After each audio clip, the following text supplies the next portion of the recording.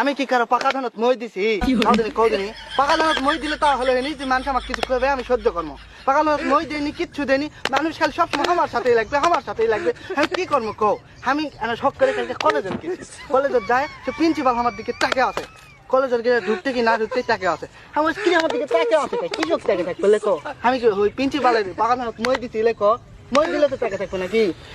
ওরা কিছু মনে করিনি, সোজা সোজা আমি চলে গেল কলেজের ভিতরে ঢুকে আমার দিকে পিউনও টাকা আছে, পিউনও টাকা আছে। কিরে পিউনের দানা তো মই দিছি, পিউনের দানা তো মই দেয়নি, তাইলো পিউনের দানা তো মই দেয়নি, প্রিন্সিপালের দানা তো মই দেয়নি, তাহলে তাকে আছে কেন? তাকে আছে কৃষক, আমার দিকে তাকে থাকা লাগে কৃষক।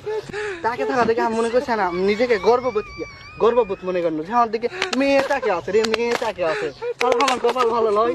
তো ওই জায়গার থেকে আমি ভিতরে গেছি, যাই দেখি যে ঘন্টা দেয় না দপ্তরি, ওই আমার দিকে তাকে আছে, ওই তাকে থাকতে দেখতে আমি খেয়াল করলো মুচকি হাসছে।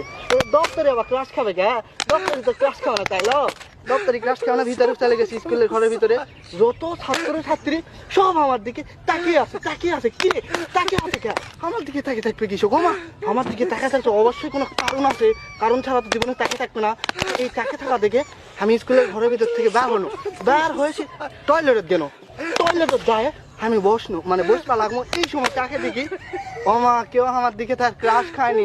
আমার ছেলে প্যান্টের চেন খোলা আসলো, আমি বুঝিনি কেউ আমার